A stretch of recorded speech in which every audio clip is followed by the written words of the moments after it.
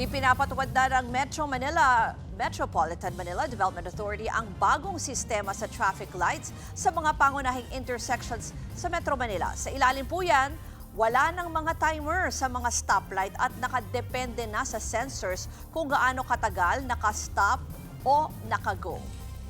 At para ipaliwanag po sa atin yan, live mula dyan sa EDSA, sa Timog sa Quezon City, nandyan si Gerard. Gerard, ano ba ito? Bago ba yan? Or in-improve lang yung traffic light system ng MMDA?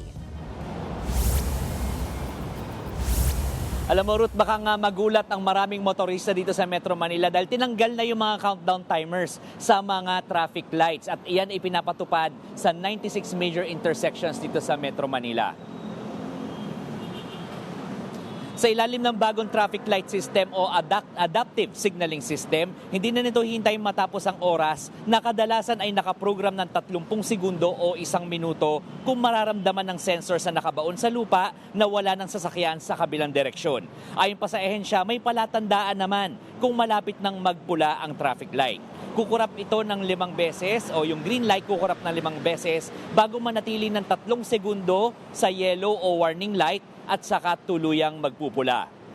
Ruth, nakausap natin ang Automotive Association of the Philippines o AAP at ang sabi nila sa halip daw na ipatupad ito ay sana raw pagtibayin muna yung no contact apprehension policy dahil kapag mas disiplinado raw ang mga motorista sa kalye ay yun ang siguradong makakabawa sa ating traffic. Ruth. Gerard, medyo bago pa ito pero may nakausap ka na ba ng mga motorista at ano ang reaksyon nila? Alam mo, Ruth, relatively hindi na ito bago dahil 2022 pa ito pinag-uusapan. Pero alam mo, yung mga jeepney driver na nakausap natin, yung mga motorista na nakausap natin, nagreklamo sila dito dahil sabi nila, mas nakakalito raw ito at takaw huli pangaraw. Ruth.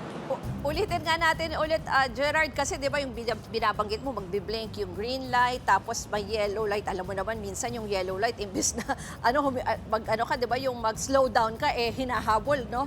Bago mag-stoplight ay mag-red. Anong paalala ulit natin sa mga motorista?